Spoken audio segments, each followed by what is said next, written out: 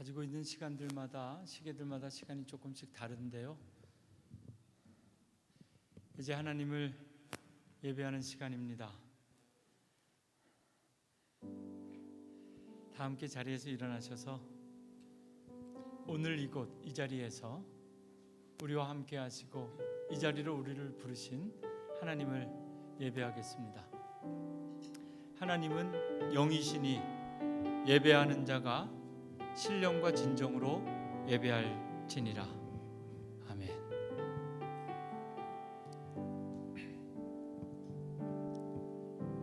우리 모두 예배하는 자 되어 온전히 영과 진리로 주를 예배하자.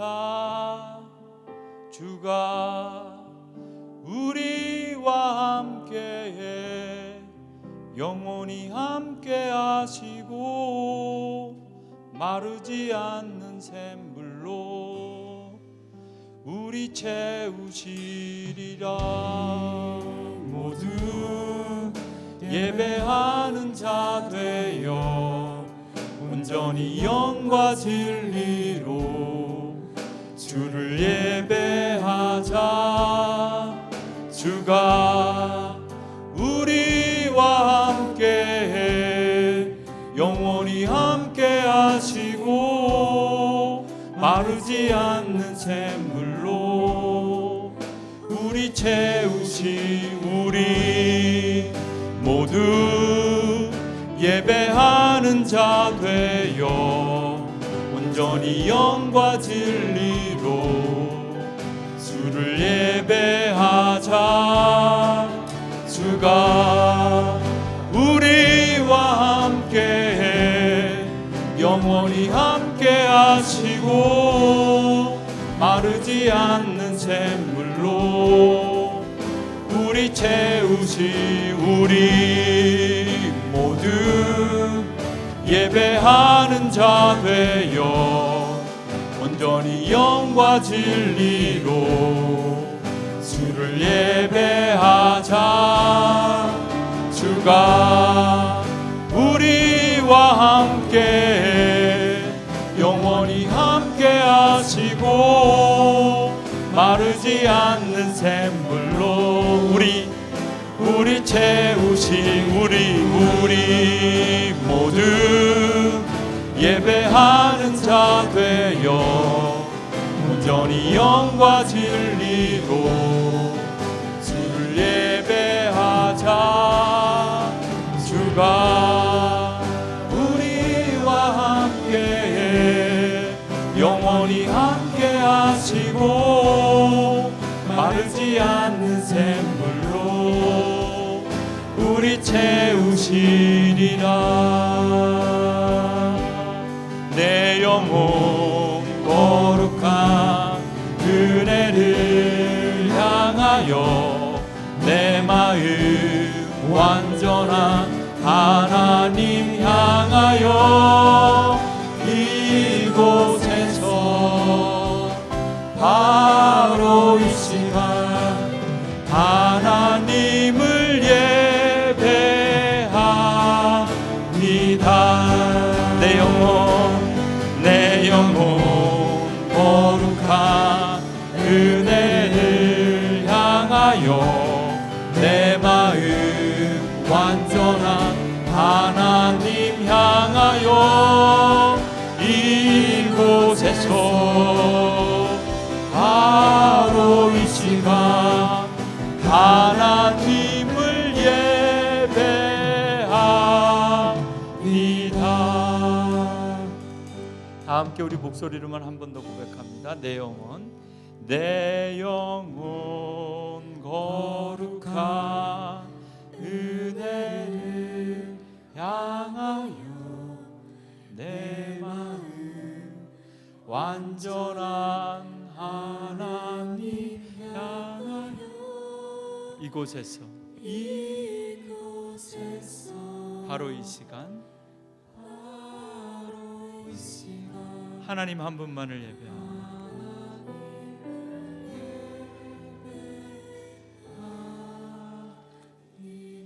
우리 한 번 더 고백합니다. 내 영혼 거룩한 내 영 하나님 거룩한 은혜를 내 마음 완전한 하나님을 향하여 이곳에서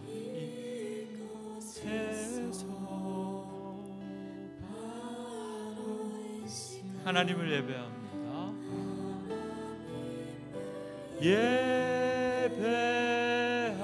예배합니다. 신앙 고백하겠습니다.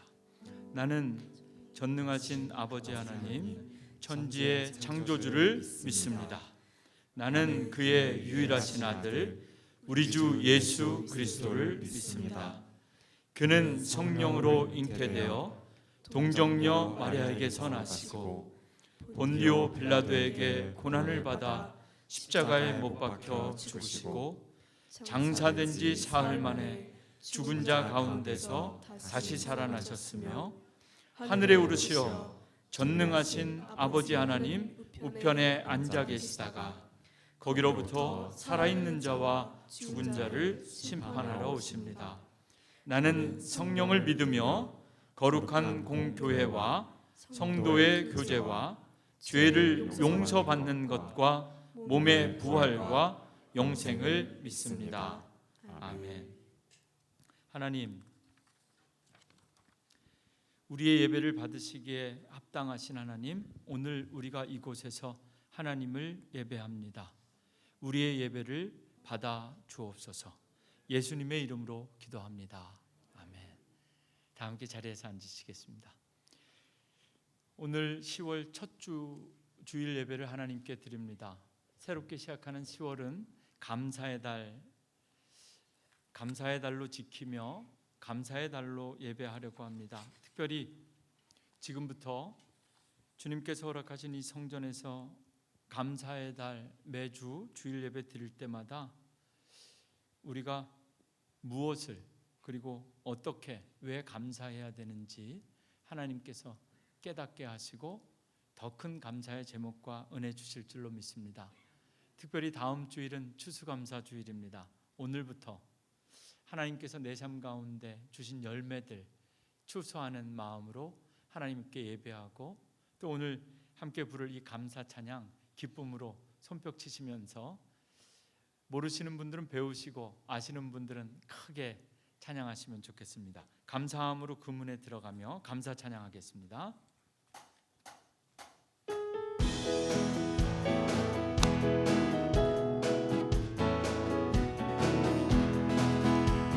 감사함으로 그 문에 들어가며 그의 궁정에 들어가 주께 감사드리며 그 이름을 송축할지어다. 다시 한번 감사함으로 그 문에 들어가며 그의 궁정에 들어가 주께 감사드리며 그 이름을 송축할지어다. 주님의 기쁨 내게 임하네.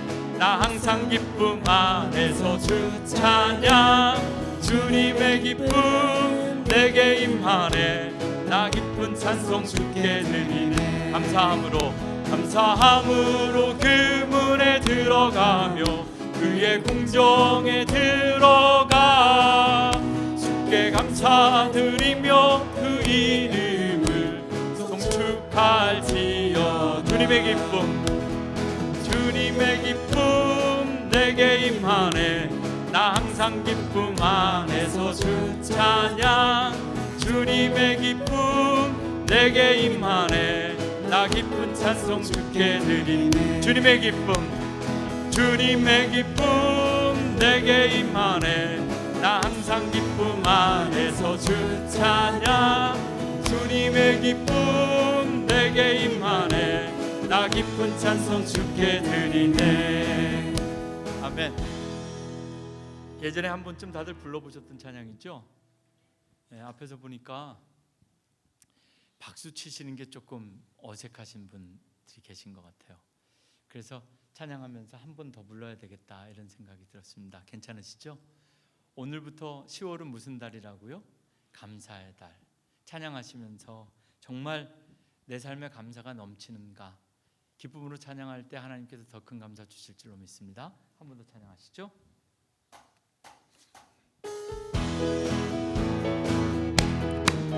손뼉 치면서 우리 함께 찬양합니다. 감사함으로 그 문에 들어가며 그의 궁정에 들어가 주께 감사드리며 그 이름을 송축할지. 다시 한번 감사함으로 그 문에 들어가며 그의 궁정에 들어가 주께 감사드리며 그 이름을 송축할지어다. 주님의 기쁨 내게 임하네. 나 항상 기쁨 안에서 주 찬양. 주님의 기쁨 내게 임하네.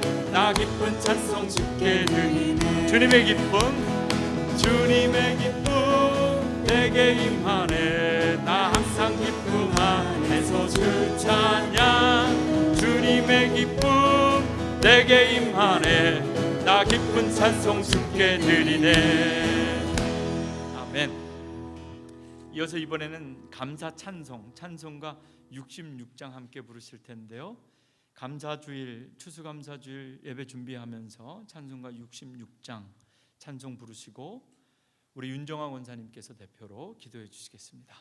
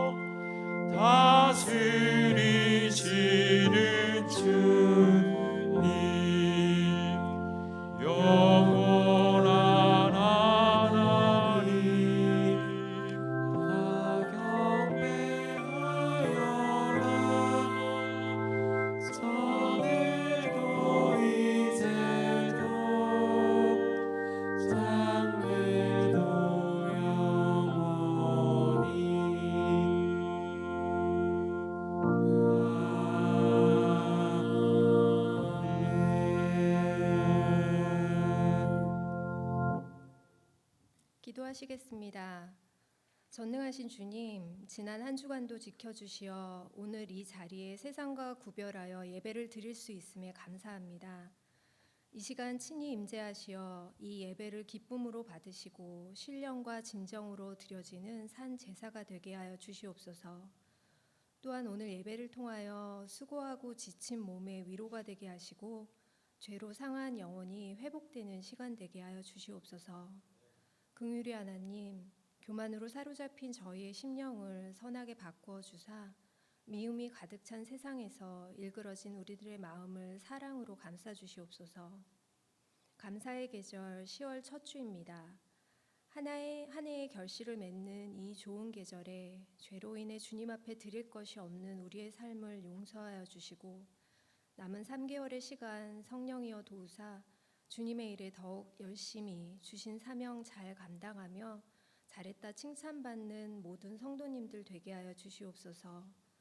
코로나 완화로 활기를 찾아가고는 있지만 장기화된 경기 침체와 물가 상승으로 우리 모두가 힘들어하고 있습니다.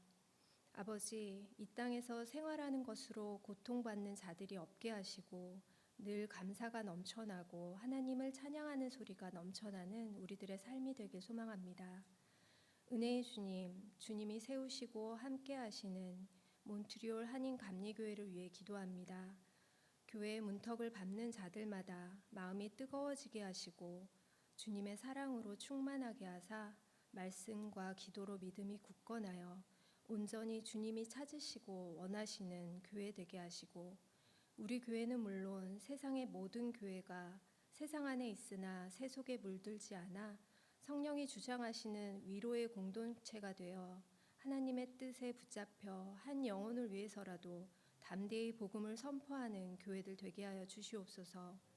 저희의 연약함을 아시는 주님, 우리의 능력에는 한계가 있음을 깨닫게 하시고 늘 주님만을 의지하며 살길 원합니다. 또한 모두가 기도하고 간구하는 것들에 응답받고 산 증인으로서 하나님의 일꾼들 되게 하여 주시옵소서.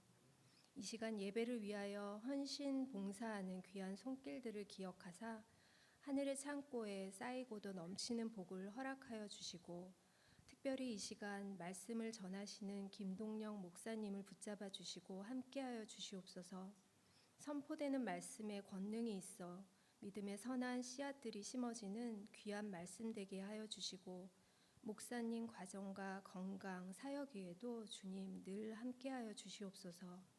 이 시간 어린이부와 청소년부에서 말씀을 전하시는 남기솔 이도혁 전도사님과 가정에도 동일한 은혜 부어 주시옵고 남은 이 한 해 모든 성도님들 가정에 더욱 많은 은혜와 평강이 임하길 바라오며 사랑이 많으신 주 예수 그리스도의 이름으로 기도드렸습니다.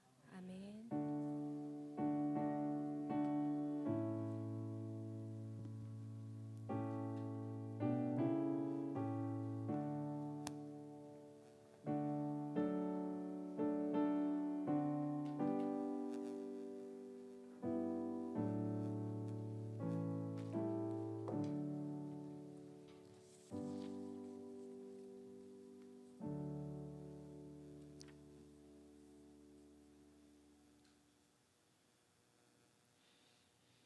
교회 소식 전해드리겠습니다. 나눠드린 주보 참조해 주시고요.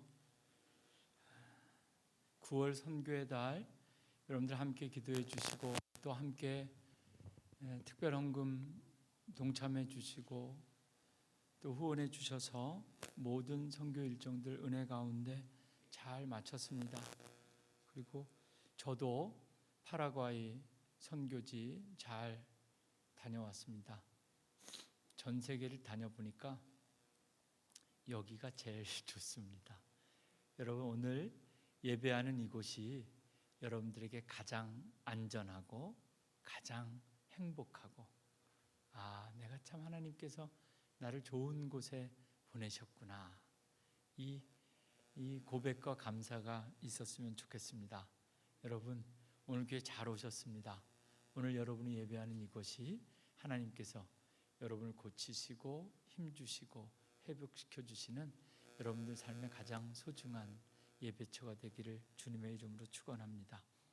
10월은 감사의 달, 다음 주일이 벌써 추수감사 주일입니다.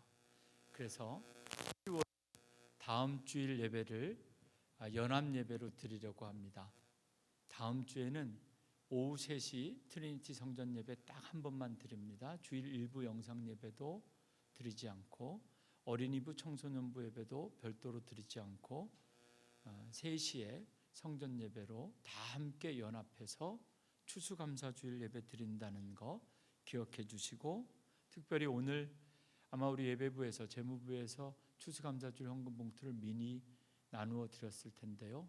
한 주 동안 기도하시면서 한 해 동안 가장 내가 감사해야 될 것들, 가족들과 부부가 함께 또 자녀들과 함께 기도하면서 추수감사주일 헌금 준비하시고 믿음으로 기도로 준비하시고 다음 주일 추수감사주일 잘 지킬 수 있었으면 좋겠습니다.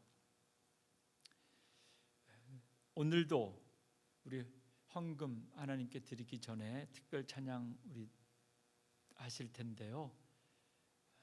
특별 찬양하는 분들 외에도 혹시 앞으로 주일 예배 때 혼자서 하시는 찬양이나 연주나 아니면 간증 같은 것이라도 함께 예배 시간에 성도들과 함께 나누고 싶은 것이 있으시면 예배부장님이나 우리 이도육 전사님께 미리 신청해 주셔서 여러분들이 함께 예배에 참여하는 그런 예배가 될 수 있도록 준비하겠습니다. 주보에 보시면 알겠지만 9월 선교의 달 모든 내용들 마지막으로 한 번 더 정리해서 주보에 기록해 두었습니다. 감사드리고 10월 새롭게 시작하는 10월의 모든 주일별 일정도 주보를 참조해 주시면 좋겠고, 다 광고하지 못하는 내용도 궁금한 것들 있으시면 언제든지 연락 주시기를 바랍니다. 이 시간 우리 예배부에서 준비한 특별 찬양 먼저 우리 함께 들으시고 헌금하실 텐데요. 하나님의 부르심, 우리 함께 나오시죠. 네.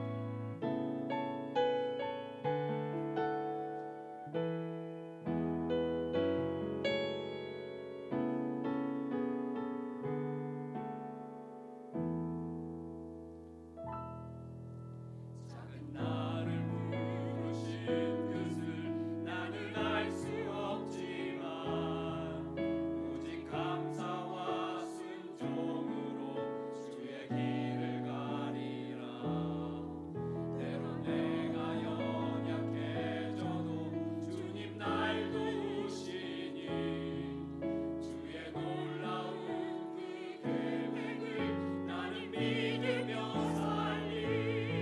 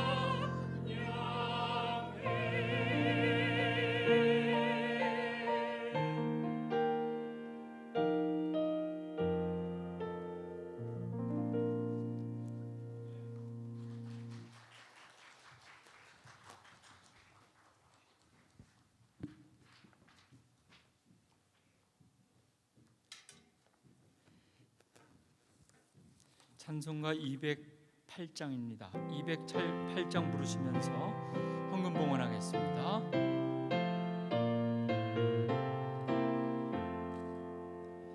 내 주의 나라와 주 계신 성전과 피 흘려 사신 교회를 늘 사랑합니다. 내 주의 교회는 전성과 같아서 눈동자같이 아끼사 늘 보호하시네. 이 교회 위하여 눈물과 기도로 생명 다하기까지 사합니다.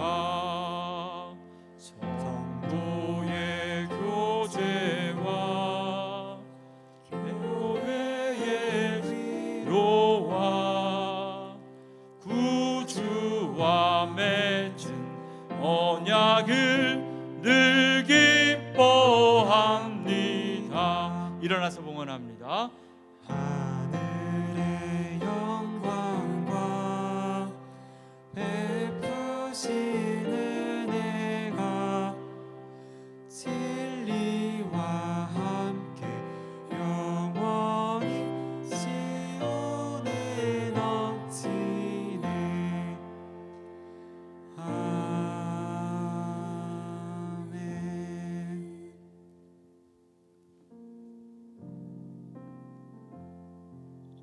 하나님, 오늘도 우리 성도들 가운데 특별한 은혜와 감동으로 하나님 앞에 드린 찬양, 하나님의 부르심이 우리에게 은혜가 됩니다.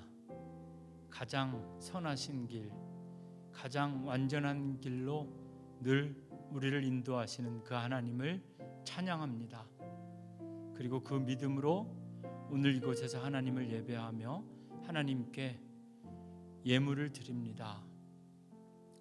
무엇인가 하나님께 드릴 것이 있다는 것이 우리에게 부담이 아니라 기쁨이 되게 하시고, 물질뿐만 아니라 우리의 생명을 그리고 우리의 삶을 하나님께 드릴 때 하나님께서 우리가 생각하지 못한 신비로운 기적들과 차고 넘치는 충만한 은혜로 우리의 삶을 채우실 줄로 믿습니다. 하나님, 선교의 달, 선교적인 사명을 붙잡고 기도하고 예배하던 우리가 이제 우리의 삶 가운데 우리가 감사할 수밖에 없는 삶의 내용들을 고백하며 하나님을 예배하기 원합니다. 특별히 오늘 하나님 앞에 드려진 예물 가운데 우리의 감사가 하나님께 드려질 때 더 크고 놀라운 감사가 되게 하시고, 추수감사주의를 준비하며 한 주 동안 삶 속에서 가정에서 기도하며 하나님께 드릴 수 있는 또 하나의 감사 열매가 무엇인지 내게 주신 열매, 복을 세어보는 복된 한 주가 되게 하여 주옵소서.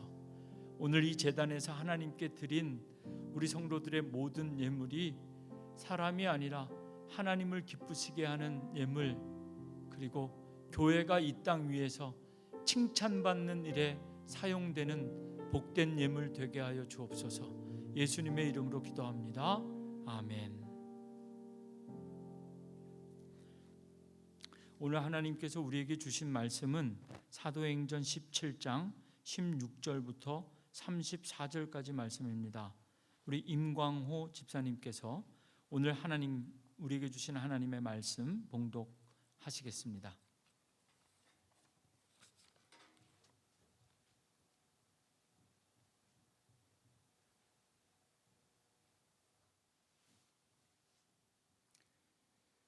오늘의 말씀입니다.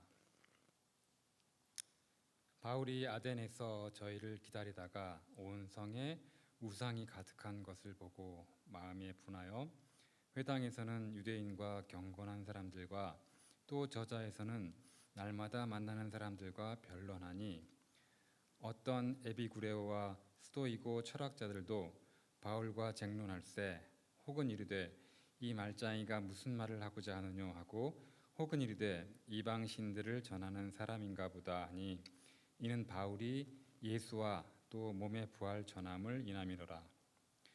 붙들어 가지고 아레오바고로 가며 말하기를 우리가 너의 말하는 이 새 교가 무엇인지 알 수 있겠느냐. 내가 무슨 이상한 것을 우리 귀에 들려주니 그 무슨 뜻인지 알고자 하노라 하니 모든 아덴 사람과 거기서 나그네 된 외국인들이 가장 새로 되는 것을 말하고 듣는 이외에 달리는 시간을 쓰지 않음이더라. 바울이 아레오바고 가운데 서서 말하되 아덴 사람들아 너희를 보니 범사에 종교의 성이 많도다. 내가 두루다니며 너희의 위하는 것들을 보다가 알지 못하는 신에게라고 새긴 단도 보았으니 그런즉 너희가 알지 못하고 위하는 그것을 내가 너희에게 알게 하리라. 우주와 그 가운데 있는 만유를 지으신 신께서는 천지의 주제시니 손으로 지은 전에 계시지 아니하시고 또 무엇이 부족한 것처럼 사람의 손으로 섬김을 받으시는 것이 아니니 이는 만민에게 생명과 호흡과 만물을 친히 주시는 자이심이라. 인류의 모든 족속을 한 혈통으로 만드사 온 땅에 거하게 하시고 저희의 연대를 정하시며 거주의 경계를 하나셨으니 이는 사람으로 하나님을 혹 더듬어 찾아 발견케 하려 하심이로되 그는 우리 각 사람에게서 멀리 떠나 계시지 아니하시도다. 우리가 그를 힘입어 살며 기동하며 서 있느니라. 너희 시인 중에도 어떤 사람들의 말과 같이 우리가 그의 소생이라 하니 이와 같이 신의 소생이 되었은즉 신을 금이나 은이나 돌에다 사람의 기술과 고안으로 새긴 것들과 같이 여길 것이 아니니라. 알지 못하던 시대에는 하나님이 허물치 아니하셨거니와 이제는 어디든지 사람을 다 명하사 회개하라 하셨으니 이는 정하신 사람으로 하여금 천하를 공의로 심판할 날을 작정하시고 이에 저를 죽은 자 가운데서 다시 살리신 것으로 모든 사람에게 믿을 만한 증거를 주셨음이니라 아니라. 저희가 죽은 자의 부활을 듣고 혹은 기롱도 하고 혹은 이 일에 대하여 내 말을 다시 듣겠다 하니 이에 바울이 저희 가운데서 떠나매 몇 사람이 그를 친하여 믿으니 그중 아레오바고 관원 디오누시오와 다마리라 하는 여자와 또 다른 사람들도 있었더라. 아멘.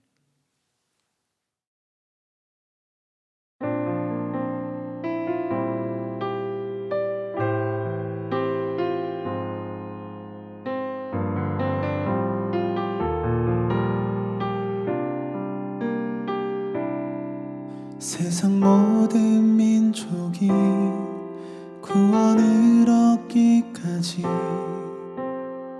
쉬지 않으시는 하나님, 주의 심장 가지고 우리 이제 일어나. 학교 지붕이 너무 낡아서 지금 오늘 지붕을 완전히 다시 교체하는 공사를 시작했습니다. 주의 영광 보도록 우릴 부르시는 하나님, 주의 손과 발 되어 세상을 치유하며 주 섬기게 하소서. 이곳은 원주민 마을 중에 꽤 큰 가정집입니다. 네. 이 집에 계시는 분이 우리가 짓게 될 새 집에 입주하게 되는 거죠? 네. 집안이 어떻게 생겼나 봅시다. 것이 온 세상 가득하리라. 물이 바다 덮음같이, 물이 바다 덮음같이, 물이 바다 덮음같이.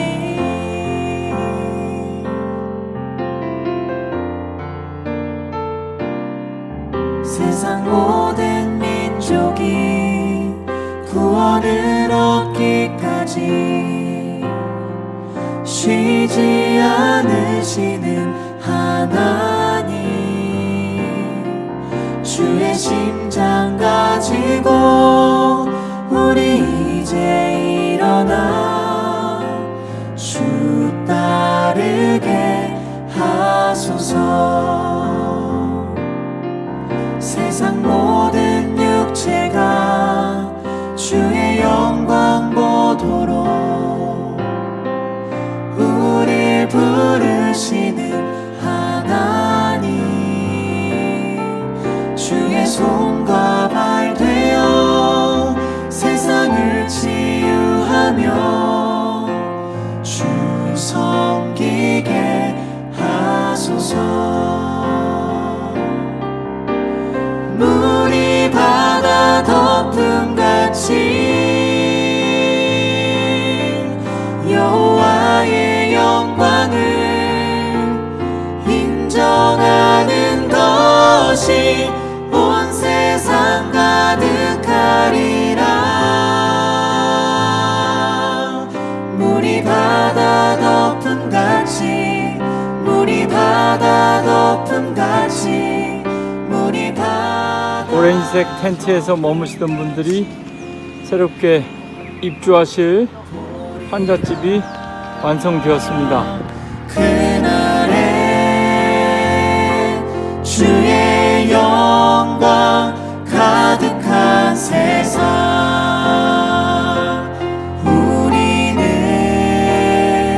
듣게 되리. 온 세상 가득한 승리의 함성.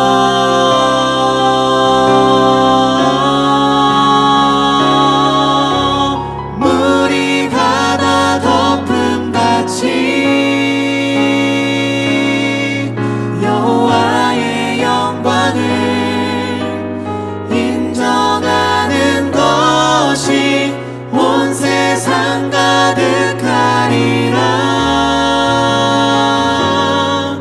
물이 바다 덮음같이, 물이 바다 덮음같이, 물이 바다 덮음같이.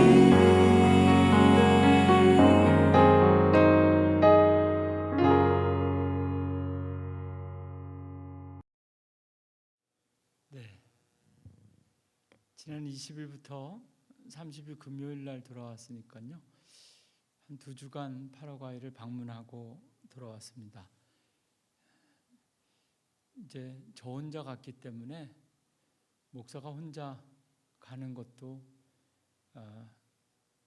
흔히 있는 일이 아니고, 또 목사님들이 되게 혼자 움직이면은 설교나 강의 같은 일정들이 많은데, 이번에도 임성준 선교사님이 그런 일정을 꽉 채워서 저한테 보내주셨더라고요. 그래서 제가 가기 전부터 설교나 이런 거 다 뺐으면 좋겠다. 그리고 선교사님이 하는 사역 그대로 옆에서 동참할 수 있게 해달라. 그래서 정말 그대로도 되겠냐 그러시더라고요. 그래서 정말 그랬으면 좋겠다. 2가지 사역인데요. 학교를 짓는 것 참 감사한데, 이 캐나다 원주민과 파라과이 원주민들은 그 삶의 내용이 완전히 다르고 정부에서 돌보는 것도 다르더라고요. 인디언이라고 말 그대로 부르는 사람들인데, 정해진 구역 안에 살면서 해가 뜨면 그냥 뭐 땅에서 뽑아 먹을 거 있으면 뽑아 먹고, 안 되면 가까운 마을에 가서 이 문명화된 사람들에게 구걸하여 먹을 것을 구한 다음에 다시 또 본인들의 집으로 돌아오는. 얼마 전에 미국인 선교사님이 현지에 방문해서 농사 짓는 것을 가르쳤다고 해요. 그래서 이제 막 파도 심고 뭐도 심고 이렇게 조그만한 한두 평씩 저 집들 주변에 자신의 밭들을 갖기 시작하는 마을이었는데, 학교가 없습니다. 다음 세대 원주민들, 인디언들이 좀 더 나은 삶을 하려면 교육과 학교 시설이 필요한데, 그런데 감사한 것은 저는 잘 이해가 안 됐는데요. 선교사님이 학교만 지어 놓으면 파라과이 정부에서 선생님을 2분씩 보내준다는 거예요. 그래서 지금 지붕공사를 한 저기도 9년 전에 선교사님이 원주민 땅에 학교를 세우면 정부에서 그 옆에 화장실 벽돌로 제대로 된 건물 세워주고, 그리고 화면으로 보신 저 학교가 교실 3칸짜리인데 원주민 마을의 어린아이들이 56명이었습니다. 교실이 너무 작아서 다 수용이 안 돼서 오전반, 오후반으로 나뉘어서 하고 있는데, 학교만 누군가 세워주면 정부에서 교사도 보내주고 교사의 인건비라든지 아이들 간식, 교육 자재, 책걸상까지도 다 보내준다. 그래서 그렇다면 학교만 지으면 되겠구나. 학교만. 규모에 따라서 좀 다르겠지만 한 5,000불에서 10,000불 정도면 학교 하나 지을 수 있다. 그런데 제가 이번에 가는 일정에 맞춰서 지붕을 공사할 일이 있어서 지붕을 싹 뜯고 다시, 여러분들이 믿으실지 모르겠지만 현지 선교사님께서 하신 말 그대로 전해드리면, 이틀 걸릴 줄 알았는데 몬트리올 교회 담임 목사님이 같이 해주셔서 하루 만에 끝났습니다. 아멘 안 하시고 웃으실 줄 알았습니다. 제가 이래봬도 군대에 있을 땐 군종병이 아니라 이거 뭐죠? 공병부대 목수였습니다. 그랬다고요. 그리고 나서 두 번째 사역한 거는 판잣집을 짓는 건데요. 저도 처음엔 조금 우습게 봤어요. 이왕 지을 거면 좀 크게 짓지. 옆에도 이렇게 지켜보니까 거의 부실공사에 가까운 기초공사를 하고 짓더라고요. 그래서 처음에 좀 걱정을 했는데 전혀 그런 게 아니었습니다. 4m, 4m 얼마 되지 않는데 짓고 나니까 꽤 크더라고요. 그 안에 한 가정씩 들어가게. 이 파라과이 인디언들은 거의 초막집 같은 데서 그냥 그대로 삽니다. 벌써 제가 방문한 이때 여름이 지나고 남반구는 겨울이라 비가 오는데 아이들이 전부 다 콧물에 비가 그대로 내리고, 그 초막 안에 닭과 병아리들이 같이 살고요, 개와 강아지들이 함께 살고, 해가 지면 다 그 안에 들어가서 한 가족씩 생활하고 해가 뜨면 나오는데, 이 선교사님이 4m, 4m 사이즈의 집을 짓고 문 하나, 창문 하나, 입주민의 옵션에 따라 창문을 원하지 않는 원주민은 문만 만들고, 이렇게 주문식 주택입니다. 저 주택은 $달러로 한 가정에 한 집을 세우는데 500불 재료비가 들더라고요. 그것도 사진에 본 것처럼 현지 저 지역을 목회하고 있는 현지인 목사님들이 주변 목사님들을 모아서 직접 공사를 하면 인건비 빼고 재료비가 딱 500불이면 집 한 채씩 짓는데, 요번에 5집을 짓는 공사인데 제가 간 동안에 벽돌 쌓는 터잡이 공사를 3가정 하고, 그리고 2가정 집이 완성되었습니다. 이 부분에 있어서도 선교사님이 하신 얘기를 그대로 전해 드릴까요? 원래는 한 집밖에 못 지을 줄 알았는데 몬트리올 한인감리교회 목사님이 오셔서 2집을 완성할 수 있었다. 네, 제가 꽤 도움이 되고 싶었는데 여기 와서 드리는 말씀인데 큰 도움이 됐는지 어땠는지는 잘 모르겠어요. 관심 있고 의미가 있었던 것은 집을 지을 때 그냥 목사님들이나 저나 막 짓는 것이 아니라 집이 최대한 부실공사스럽게 심플하고 간단해야 됩니다. 왜냐하면 저 원주민 마을의 아이들이 옆에서 보고 따라 지을 수 있도록 못 박는 것도 가르쳐 줘야 되고, 저도 실제로 목을 다 박은 다음에 마지막 2방은 일부러 아이들 계속 불러다가 너가 박아라, 너가 잘라라, 너가 붙여라, 다 지어주고 하는 것보다는 뭔가 아이들에게 가르쳐야 되겠다. 못 받는 법, 나무 자르는 법, 집을 세우는 법, 지붕에 물이 새지 않게 지붕을 얻는 법, 이런 것들을 보여주면서 가르치면서 사역할 수 있었고, 아이들에게 제가 한국말을 가르치고 왔어요. 다음번에 가면 제가 잊어버렸나 잊어버리지 않았나 확인하기로 했는데, 어디서 왔냐고 저한테 묻길래 제가 너무 멀어 이렇게 가르쳐줬어요. 그런데 첫날 갔더니 아이들이 전부 다 나만 보면 너무 멀어.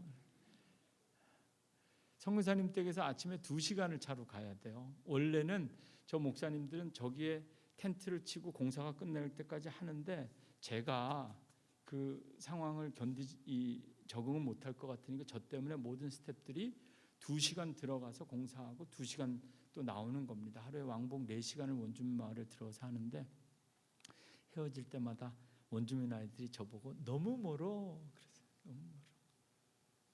둘째 날은 공사하면서 제가 또 하나 가르쳐 줘야 되겠다. 그래서 너무 좋아.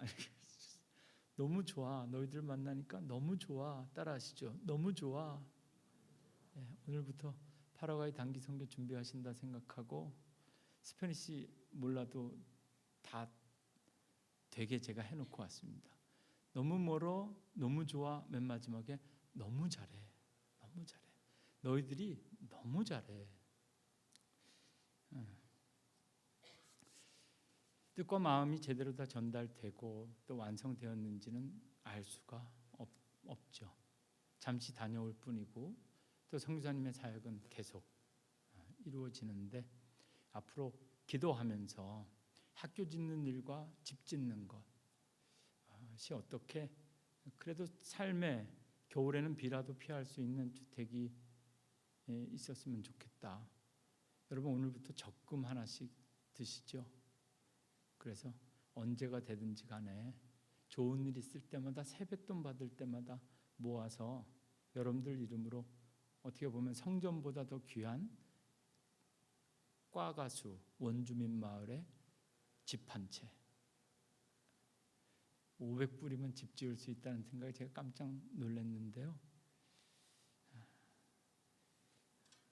좀 더 기도하면서 우리가 해야 될 일을 찾고 또 함께 협력해야 되겠다. 그리고 돈으로뿐만이 아니라 기회가 되면 함께 방문해서 저 선교지를 다시 방문해서 다시 또 하나님께서 주신 더 큰 은혜도 사모하는 마음 가져야 되겠다 하는 생각 가지고 잘 다녀왔습니다. 여러분들 저 혼자 가서 왜 가나 궁금해하시는 분들도 많으실 것 같고 좀 이상하게 생각하시는 분들도 있을 것 같은데 그냥 가고 싶어서 다녀왔습니다. 한 번쯤 늘 기도만 하고 소식만 듣고 선교비만 보내드렸는데 아직도 코로나 때문에 자유롭지 못하지만 저라도 한번 다녀와야 되겠다 싶어서 여러분들 대신해서 교회를 대신해서 다녀왔습니다. 이제 오늘 본문 말씀 사실 오늘 다녀오자마자 오늘 아침에 몬트리올에 있는 다른 한인교회 가서 2번 예배 드리고 왔어요. 그래서 오늘이 저에게 지금 이게 3번째 설교고 다른 교회에서 한 거랑 오늘 저희 교회 설교랑 원고가 달라서 지금 브레인스토밍이 잘 안 될 수도 있는데 오늘 설교를 통해서 감사의 달 준비하면서 선교의 달을 좀 마무리하면서 우리에게 던져지고 남겨진 과제가 무엇인가 한 번쯤 정리할 수 있는 시간이었으면 좋겠고요. 그리고 설교 준비하면서 그런 마음이 들었어요. 감사해야 될 게 참 많은데 9월 달에 선교의 달로 지킬 수 있게 해주셔서 참 너무 감사하다. 선교사님들 모실 수 있어서 감사하고 제가 다녀올 수 있어서 그것도 참 감사하다. 최근의 감사 가운데 가장 귀하고 값진 감사가 있었다. 이런 고백 가지고 오늘 말씀 함께 나누려고 합니다. 아무것도 아닌 것 같은데 오늘 말씀이 되게 길죠. 제가 길게 정한 것이 아니라 사도 바울이 이렇게 설교를 길게 한 겁니다. 오늘 본문은 바울이 아레오파고에서 한 설교인데요. 이 신약 그리고 초대교회 역사에 있어서 이 설교도 아주 중요하게 다루어지는 설교입니다. 결론부터 말씀드리면 어떤 학자는 오늘 이 사도행전 17장에 사도 바울이 아레오파고에서 한 이 설교는 실패한 설교다 이렇게 평가하는 학자들도 있습니다. 왜 그런지 좀 살펴보면 좋겠는데요. 오늘 본문이 바울 전도 여행 중에서 정말 중요한 상황과 중요한 역사적인 시점을 다루는 것은 요즘 말로 하면 그리스입니다. 헬라는 그릭이죠. 그리스 아덴, 성경에는 아덴으로 되어 있는데 아테네를 의미합니다. 그리스 아테네를 방문해서 아레오바고에서 복음을 전하는데 생각해 보십시오. 이 그리스 철학, 헬라 철학, 스토아 철학이라는 단어도 나오는데 그리스 아테네에 이 당시에 정말 철학 사상의 최고의 철학가들이 모여 있는 그곳에 지금 바울이 간 겁니다.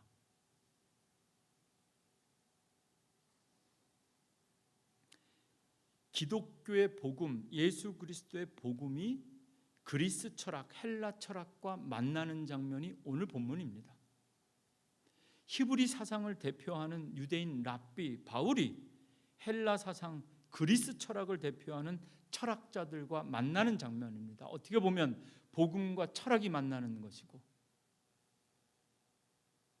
말씀학자가 철학자들과 함께 신존재 증명, 신은 존재하는가, 어떤 형태로, 세상은 어떻게 만들어졌는가. 우리 요즘 인문학이 많이 위기라서 젊은 세대 우리 청년들이 다 컴퓨터 사이언스만 전공해서 걱정인데, 철학을 아는 분들에게는 오늘 이 말씀이 철학과 신학의 만남, 기독교의 유일신과 헬라 문화 그리스 철학에서 다신론이 만나서 서로 철학적으로 논쟁하는 장면이 설교의 형태로 기록된 것이 오늘 사도행전 17장입니다. 사도행전 17장 이 말씀 길지만 아주 간단하게 두 가지 주제로 정리해서 말씀드리려고 합니다. 첫 번째 주제는 바울이 이 아테네를 방문하게 된 목적에 대해서, 이 본문 말씀의 배경을 다루면서 먼저 한 가지 메시지를 우리가 함께 나누고 싶은데요. 원래 바울은 이 그리스 철학의 메타, 이 아테네, 그리고 아테네 실제로 철학책을 보면 소크라테스가 재판을 받은 곳이 아레오바고입니다. 그 아레오바고에서 철학자들과 함께 하나님은 어떤 형태로 존재하는가에 대해서 논쟁하고 있습니다. 사실은 조금 어려울 수도 있는 내용이라서 내용보다는 주변을 먼저 살피면, 그런데 사도 바울은 이 아테네 그리스라는 이곳에 원래 방문할 계획이 없었습니다. 이 아테네를 방문하기 전에 사도 바울이 있었던 것은 베레아입니다. 베레아에는 정말 말씀을 사모하는 사람들이 많아서 우리가 요즘 베레아 하면 이단 단체 이름처럼 느껴져서 베레아 입에 꺼내기도 어려운데, 원래 성경에서 베레아는 지역적으로 아주 말씀을 전하기만 하면 스펀지와 같이 쑥쑥 받아들이는 지역이 베레아였습니다.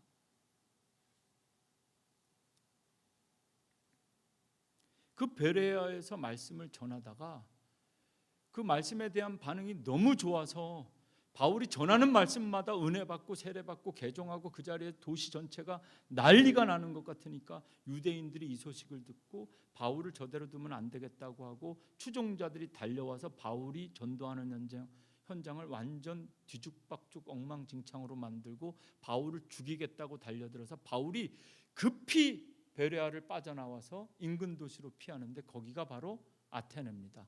바울과 함께 선교하고 있던 실라와 디모데는 미처 빠져나오지도 못했습니다. 그래서 오늘 본문 말씀에 보면 바울이 아테네에서 베레아에서 쫓겨가듯이 피난 와서 그리스 아테네 도시에 들어와서 혼자 선교하기 전에 그 동역자들이 우리는 맞아 죽어도 당신은 살아 있어야 됩니다 하고 바울만 먼저 피난시킨 거거든요. 그래서 피난 나온 바울이 아테네에서 전도하고 싶었던 것이 아니라 피난 온 거기 때문에 무사히 나의 동역자들 실라와 디모데가 살아서 그들도 베레아를 빠져서 이 아테네까지 오기를 기다리고 있었습니다. 다른 말로 간단하게 말씀드리면 지금 바울이 그리스 아테네 아레오바고에 서게 된 것은 선교하러 온 것이 아니라 피난 온 겁니다. 근데 말씀을 읽어보면 바울은 복음을 반대하는 사람들 때문에 생명의 위협을 느껴서 피난 갔는데 하나님은 이 원래 선교 일정 계획에 없던 이 상황 속에서 그 그리스로 아테네로 피난 간 바울이 도망간 바울이 그것에서 복음을 전한단 말이에요. 여러분, 믿음과 신앙으로 산다는 것은 이것을 꼭 기억하셔야 됩니다. 여러분들 계획대로 인생이 잘 되고 있습니까? 지금까지 여러분들의 인생은 여러분들이 계획한 대로 다 되었습니까? 우리 정말 인생의 중요한 순간들을 계획하고 있는 우리 청년들에게도 이 말씀을 꼭 드리고 싶은데요. 여기 우리 산 증인들입니다. 우리가 계획한 대로 되지 않습니다. 그래서 성경에 우리가 우리의 앞길을 계획한다 할지라도 이루시는 분은 하나님이시다라는 말씀, 그 말의 의미가 뭐냐면 때로는 바울처럼 전도가 아니라 피난 간 길이라 할지라도 하나님께서 그 길을 선교의 길로 바꾸신다. 우리 인생도 때로는 요나처럼 하나님을 피하여 하나님 가라고 한 곳이 아니라 정반대 가장 먼 곳을 향해서 떠난다 할지라도 끝까지 쫓아오셔서 고래로 삼키셔서라도 하나님 뜻에 맞게 오늘 찬양처럼 신실한 길, 가장 완전한 길로 인도하는 삶, 하나님이 지금 우리에게 그렇게 우리를 인도하고 있다. 여러분, 이 믿음이 필요하고 9월 감사의 달에 우리가 우리의 생각대로 되어지지 않는 것이 실패와 실망과 허망이 아니라 그것이 하나님의 은혜였다. 이것이 오늘 말씀 통해서 말씀 읽기 전에 이 말씀의 배경, 왜 바울이 그리스 아테네에 오게 되었는가를 역사적으로 배경적으로 살피면서 제가 오늘 이 예배를 통해서 꼭 저 스스로에게도 그렇고 우리 교회 성도님들에게 꼭 말씀드리고 싶었던 첫 번째 메시지입니다. 여러분, 우리의 삶이 우리의 계획대로 되어지지 않는 것이 어떻게 보면 더 큰 축복일 수 있다가 아니라 더 큰 축복이었다. 이것이 우리의 간증되어야 할 줄로 믿습니다. 오늘 말씀과 우리의 삶뿐만 아니라 인류 역사 속에는 중요한 일들이 원래 인간의 계획과 생각을 넘어서 하나님의 중요한 섭리와 계획에 따라 일어나는 일들이 너무나도 많이 있습니다. 제가 지난 2주간 파라과이 선교를 다녀온 영상을 설교 전에 보여드렸는데요. 우리 전사님들이 정말 너무 잘 만들어 주셔서 제가 제 영상을 보니까 좀 마음이 좀 누군가 싶기도 하고 그런데 사실 한 가지 찔리는 게 있습니다. 영상을 찍어 온 게 많은데 보여드리고 싶은 것만 보여드리고 보여드리지 않은 게 있어요. 파라과이 까가수 마을만 간 것이 아니라 선교만 한 것이 아니라 제 얘기 잘 들으십시오. 관광도 하고 왔습니다. 파라과이 방문 마지막 날 세계 3대 폭포 중에 하나인 아르헨티나의 이과수 폭포에 다녀와서 죄송합니다. 이 지역이 브라질과 아르헨티나, 파라과이가 접경 지역인데요. 거기에 폭포가 있는데 선교사님이 마지막 날 여기는 꼭 가봐야 된다는 겁니다. 꼭 가지 않을 이유도 없어 보여서 제가 다녀왔는데요. 오늘 여러분들에게 나이아가라 폭포만 보고 살아오신 여러분들에게 이과수 폭포를 잠시 보여드리도록 하겠습니다. 오디오 안 나옵니까? 물소리가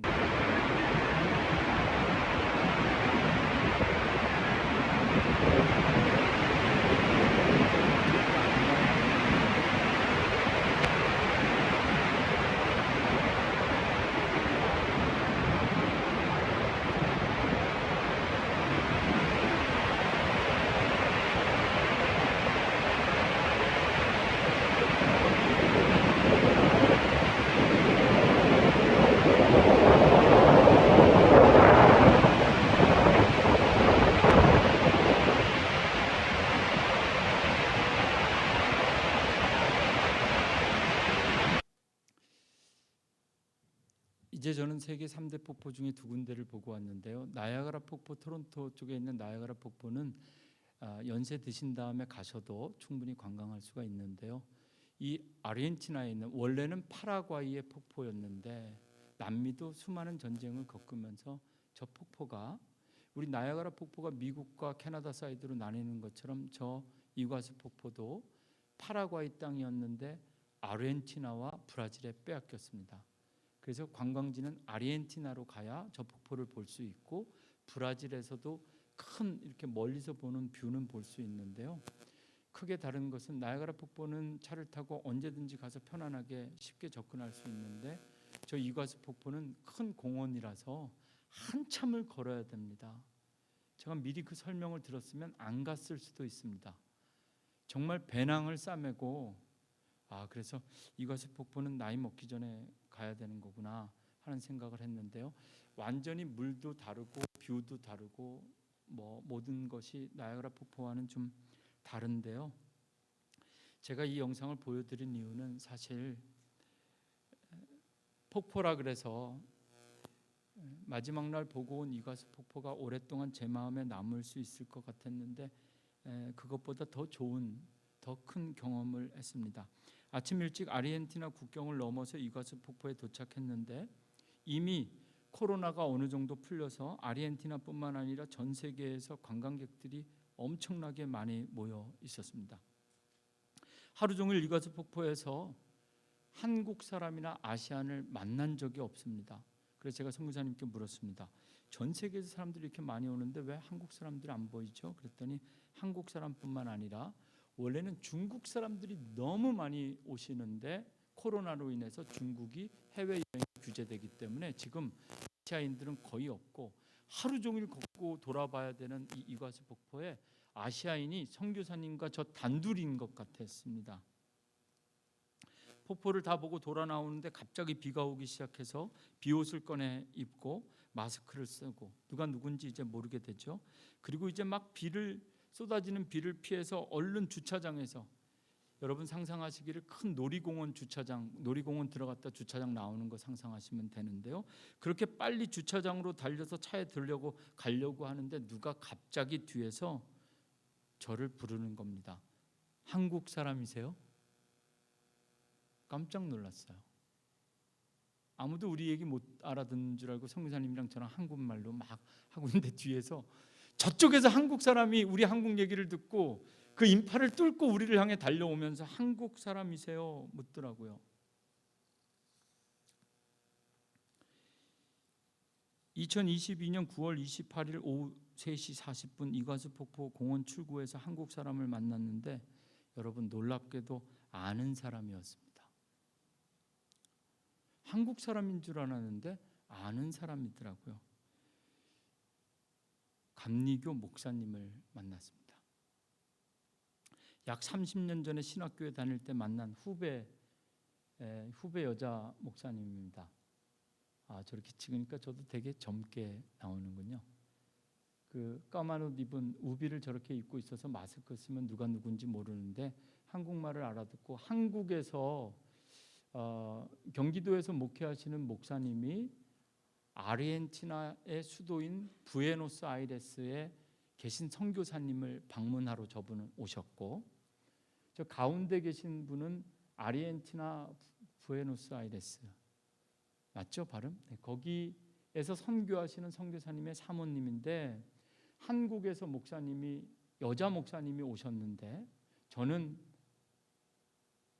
몬트리올에서 파라과이로 간 거고요. 갔는데 저는 임동수 선교사님이 가기 전에 꼭 이과수 폭포를 가봐야 된다 그래서 이과수에 왔고, 저 여자 목사님은 한국으로 가기 전에 저 아르헨티나에 계신 저 분이 꼭 이과수를 보고 가야 된다 그래서 모시고 왔는데, 저 선교사님 댁에 아이들이 셋이라서 한국에서 여자 목사님이 오니까 남자 목사님이 둘이 오시면 호텔 잡기가 어려워서 선교사님 대신 사모님이 한국에서 오신 목사님을 모시고 왔는데 30년 전에 신학교에서 저와 함께 신학교에서 공부한 분을 만났어요. 그래서 그 자리에서 제가 제일 선배고 제가 제일 선배라서 제가 커피와 식사를 대접해야 되겠다. 그래서 모든 일정을 좀 취소하고 임동수 선교사님이 사진을 찍어주셨는데 이 네 사람이 2대2로 뭐 이상한 생각을 하세요. 2대2로 2대2로 이제 미팅을 하게 되었습니다. 커피숍에서 만났어요. 그리고 나서 저 사모님을 통해서 아르헨티나 선교사님의 소식을 제가 듣게 되었습니다. 그러면서 이것이 제가 너무 자의적으로 해석하는 건지는 모르겠는데 나는 마지막 날 이과수 폭포를 관광하러 왔는데 이 이과수 폭포 주차장 앞에서 선교사님을 또 만나게 하셨구나.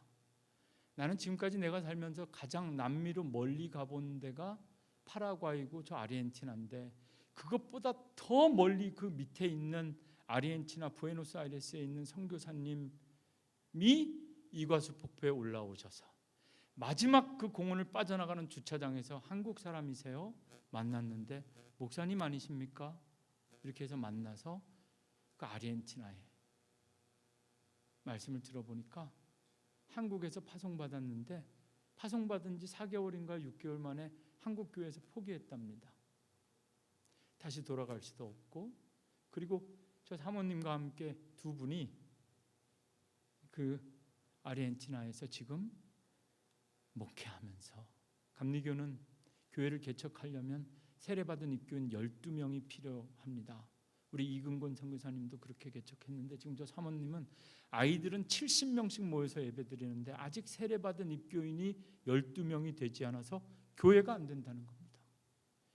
교회 이름이 없고 담임하는 교회 이미 교회가 모여서 예배는 드리는데 감리교 제도와 법상 교회로 차트가 될 수 없으니까 공식적으로 어디에서 선교 후원도 받을 수 없고 그냥 저기서 생활하시면서 두 분이 일하시면서 조금씩 교회를 세워가는 말씀을 듣게 되었습니다.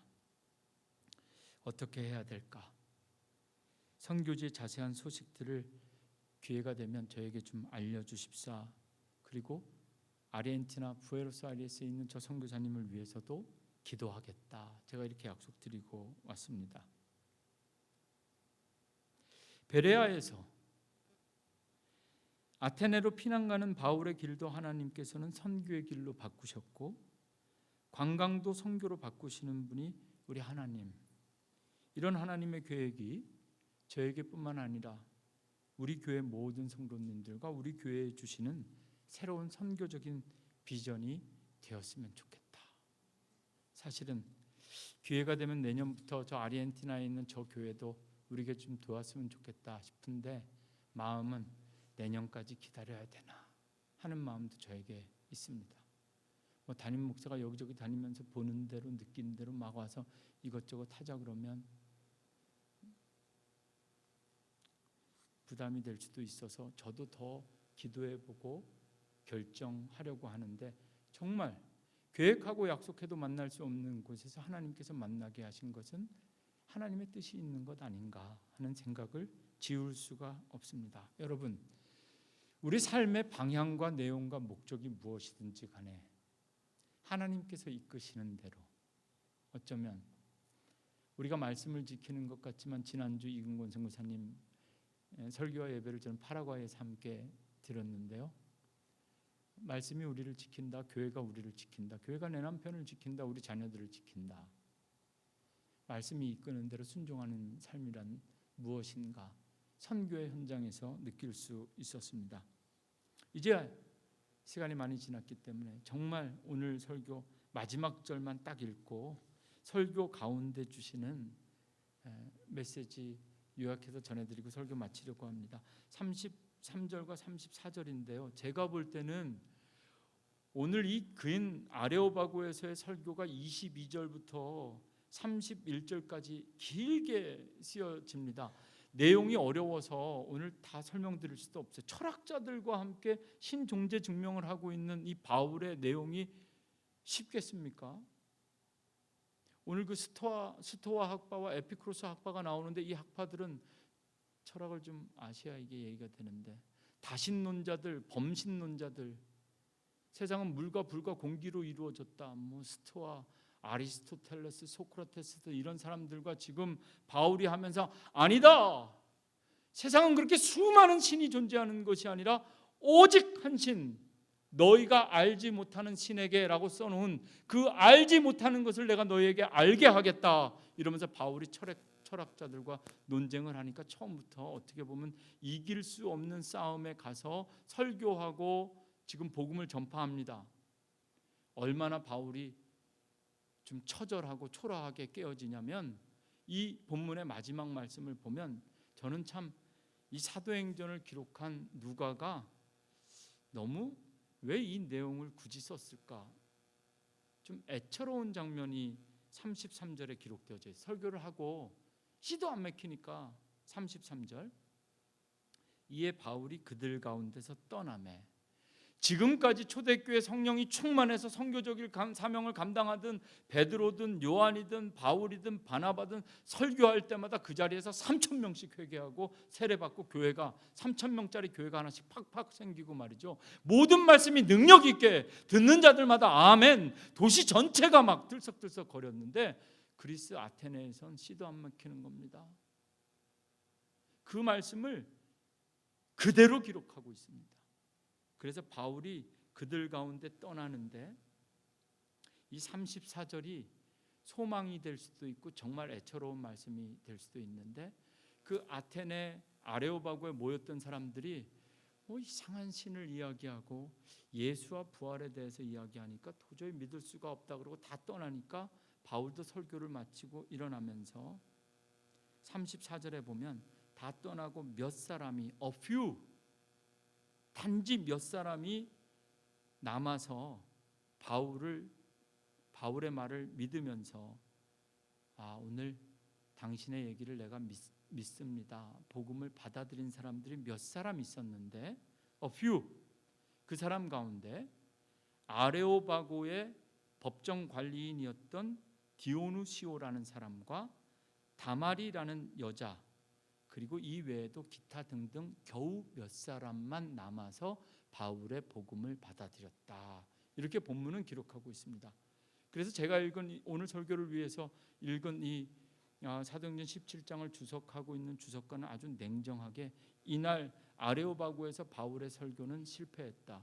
왜 실패했냐면 오늘 설교 가운데 만약 31절과 32절 말씀을 바울이 설교 시간에 언급하지 않았더라면 바울의 설교는 성공했을 것이다. 그런데 바울이 상황에 따라 그렇게 플렉서블하게 복음을 잘 전한 오늘도 바울의 설교를 보면 칭찬하면서 시작하거든요.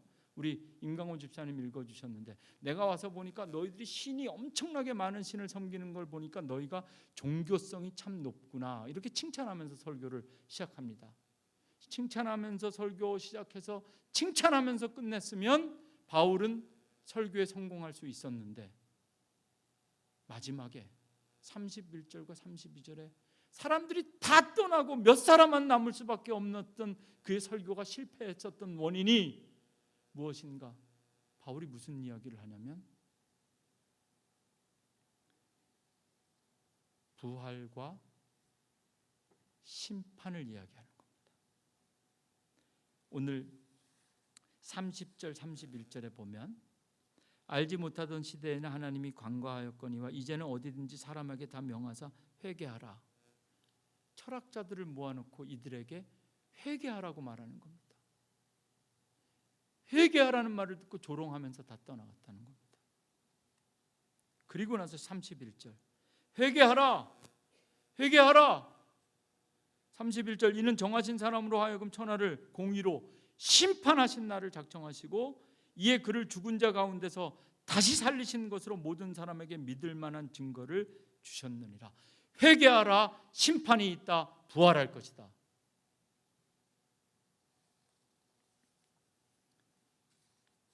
설교의 중심 주제를 다양하고 깊이 있게 다루지 않았지만 선교의 달을 마무리하면서 여러분들에게 제가 꼭 드리고 싶은 이야기는 이겁니다. 전도가 쉽지가 않지요. 몇 년째 몇 개월째 기도하고 있어도 잘 안 되죠.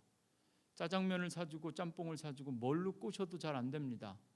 교회에서 새생명 축제 초청하고 장미꽃을 가슴에 달아주고 우리가 할 수 있는 모든 것을 다 해도 전도가 쉽지가 않습니다. 그래서 제가 생각했습니다. 쉽지 않아도 바울처럼 해야 되겠다. 지금까지 온갖 달콤한 말로 한 번쯤 꼬셔서 교회에 데리고 가야 되겠다. 그렇게 전도해야 되겠다. 그렇게 선교의 달 너는 말씀을 전파하라. 그 말씀을 순종해야 되겠다 생각한 우리들에게 오늘 하나님은 아주 과격한 말씀을 주십니다. 여러분, 혹시 이제 10월입니다. 결산의 달입니다. 너는 말씀을 전파하라. 정말 전도해야 될 사람들, 마음에 품은 사람들 있으면 이제 더 미루지 말고 결판 내야 됩니다. 어떻게 결판 낼 것인가? 교회 한 번만 가자. 우리 교회 너무 좋아. 너무 시원해. 너무 좋아. 이것 가지고 안 되는 겁니다. 여러분, 지금까지 기도하신 분들 가운데 전도하려고 노력했는데 안 되신 분들 있으면 오늘부터 작전 바꾸십시오.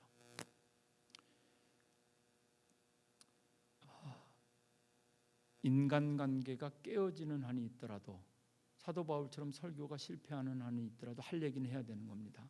예수 믿지 않는 사람들에게 회개하라. 당신 그렇게 살면 안 된단 말이지. 더 이상 그렇게 살면 안 돼. 너 망한다. 너 죽는다. 너 끝이다. 이제 정말 끝이다. 회개해라. 심판받는다. 반드시 마지막 때가 온다. 심판받는다. 누구도 피할 수 없다. 주님께서 부활하셨다. 반드시 다시 오신다. 심판하시고 우리도 반드시 부활하게 될 것이다. 여러분, 이 말씀에 대한 책임 하나님께서 지실 겁니다. 아무리 전하고 전도해도 되어지지 않는 사람들에게 오늘 바울의 설교가 실패한 것처럼 보이지만 저는 선교는 실패할 수도 있다.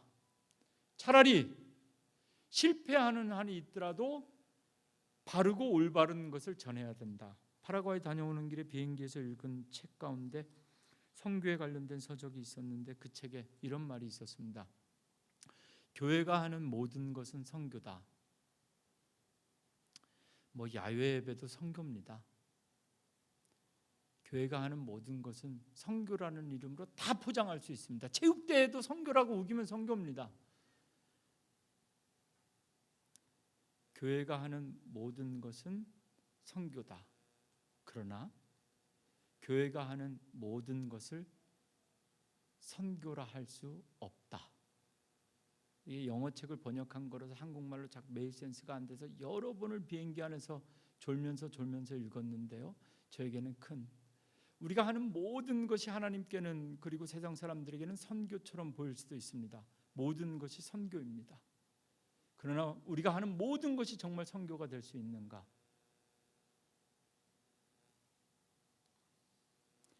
다들 오늘처럼 사도 바울에게 조롱하고 떠나며 겨우 몇 사람 남아서 개종한 오늘의 이 설교가 실패인가?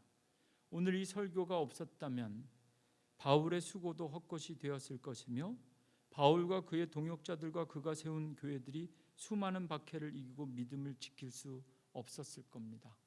아마 오늘 이 아테네에서 바울의 설교가 성공했다면 이 아테네의 교회도 세워질 텐데 지금까지 아테네엔 신전들만 있습니다. 아마 이 설교가 성공했다라면 로마서, 고린도전서, 갈라디아서처럼 여기에 보낸 편지도 있었을 겁니다. 아덴서, 전서, 후서 아무것도 없습니다. 교회도 세워지지 않았고 성도들이 그 가운데 생겨났다는 기록도 없이 아주 초라하게 오늘 본문 말씀 몇 사람이 남았다. 오죽 몇 사람이면 이름까지 소개했을까? 디오누시오와 다마리 그리고 기타 등등 겨우 몇 사람. 여러분, 다 떠나고 몇 사람만 남는 한이 있더라도 바울은 선택한 겁니다. 아멘하지 않아도 내가 할 말은 한다. 회개해라. 심판의 날이 다가오고 있다. 부활하게 될 것이다. 너희는 말씀을 전파하라. 선교의 달에 우리에게 이거 빠지면, 이거 없으면 아무것도 안 되는 겁니다. 반드시 구원하기 위하여 우리가 버리지 말아야 될 선교의 핵심, 복음의 핵심이 이것입니다. 10월 감사의 달을 시작하면서 우리에게 선교의 사명을 주신 하나님께 감사하고, 또다시 죄인임을 깨닫고 회개의 눈물 지신 하나님께 감사할 수 있는 저와 여러분 우리 교회 되기를 주님의 이름으로 간절히 축원합니다. 간절히 축원합니다. 아멘. 다 함께 자리에서 일어나셔서 하나님의 약속,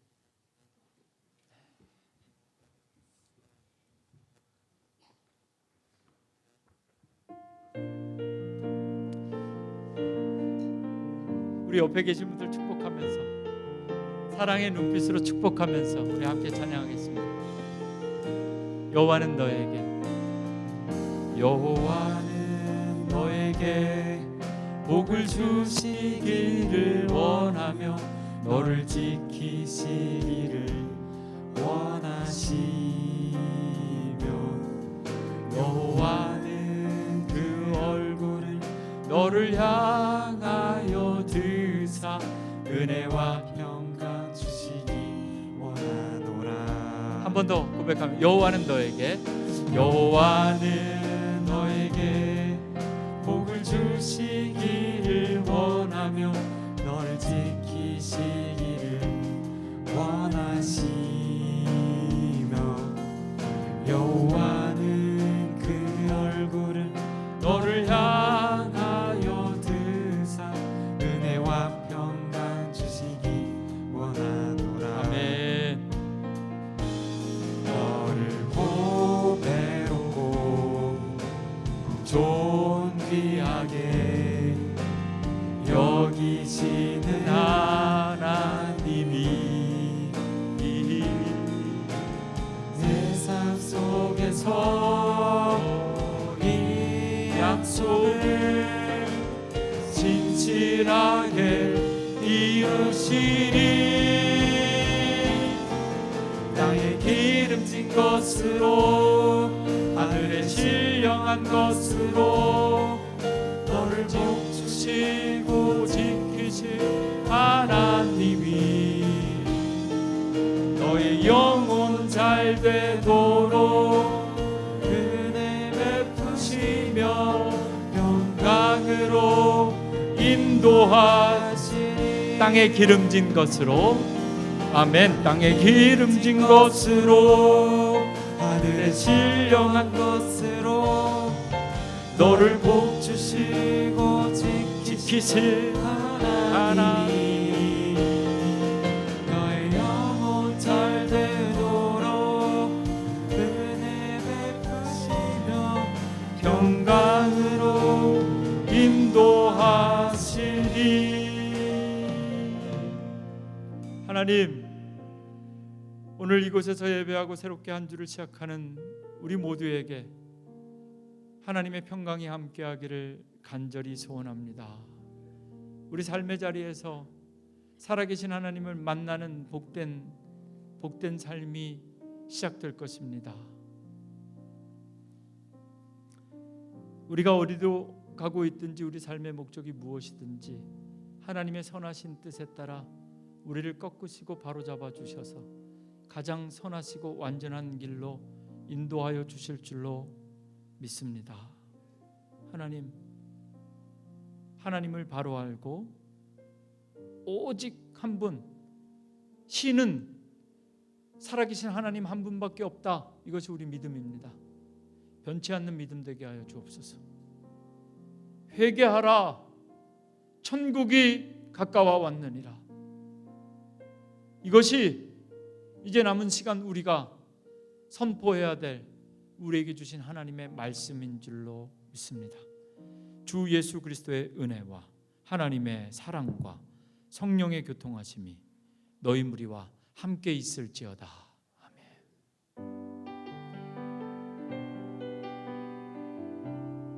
하나님께서 우리를 지키시고 하나님께서 바르고 안전한 길로, 의의 길로 인도하여 주셔서 한 주간의 성도들의 삶이 복 있는 사람들이 걸어가는 의의 길 걸어갈 수 있도록 주여 함께하여 주옵소서.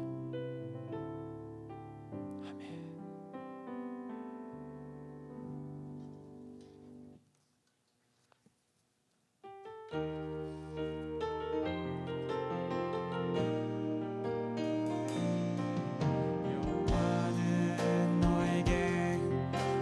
주시기를 원하며 너를 지키시기를 원하시